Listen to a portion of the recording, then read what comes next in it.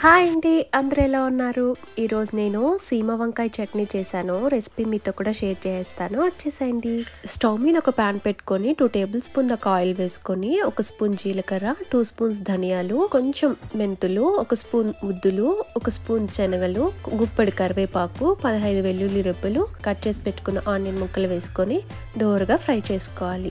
Onions ఆయిల్లో బాగా మగ్గిపోవాలి. మూత పెట్టేసి ఒక 2 మినిట్స్ అలా వదిలేద్దాం. ఇప్పుడు మన దగ్గర ఉన్న సీమ వంకాయలకి పైన తొక్కంతా పీల్ ఆఫ్ చేసేసుకుందాం.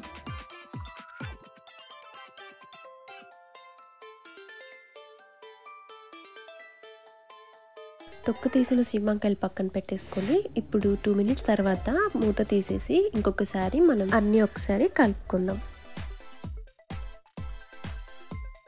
చూసారా, ఆనియన్ పోపు అంతా ఆయిల్లో బాగా ఫ్రై అయిపోయింది.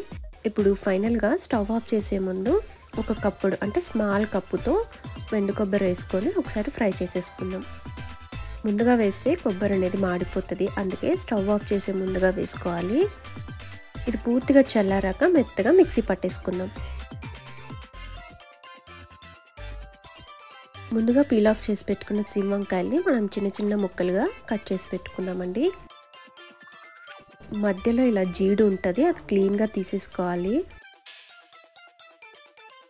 మనం ఆయిల్లో ఫ్రై చేసి మిక్సీ పడతాం కాబట్టి మనం రఫ్గా చాప్ చేసుకుంటే సరిపోతుందండి.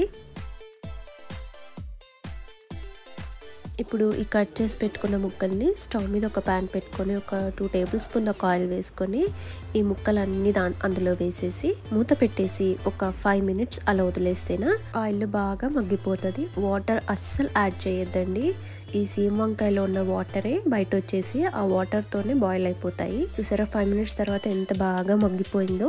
ఇప్పుడు దీన్ని చల్లారి పెట్టుకుందాం. ఇప్పుడు మిక్సీ జార్లోకి కొద్దిగా పసుపు, 2 టేబుల్ స్పూన్ దాకా కారం, మీ రుచికి సరిపడే సాల్ట్ వేసుకొని ఫస్ట్ ఈ పోపు అనేది మిక్సీ పట్టేసుకోవాలి.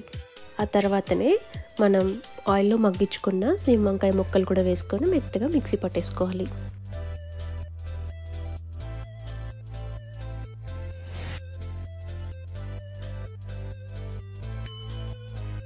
ఇప్పుడు ఈ మిక్సీ పట్టుకున్న చట్నీకి పోపు పెట్టేసుకుందాం.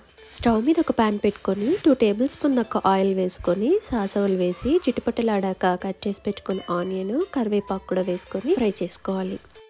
ఆనియన్ బాగా మగ్గినాక మనం ముందుగా గ్రైండ్ చేసి పెట్టుకున్న చట్నీ కూడా వేసేసి ఒక 1 మినిట్ ఫ్రై చేసుకుంటే సరిపోతుందండి. అంతేనండి, ఎంతో టేస్టీ అండ్ ఈజీగా సీమ వంకాయ చట్నీ చపాతీలోకి, రాగి ముద్దలోకి, వైట్ రైస్లోకి చాలా బాగుంటుందండి. ఒకసారి మీరు కూడా ట్రై చేసి ఎలా వచ్చిందో కమెంట్ ద్వారా తెలియజేయండి. అలానే మన ఛానల్ని కూడా సబ్స్క్రైబ్ చేసుకోండి.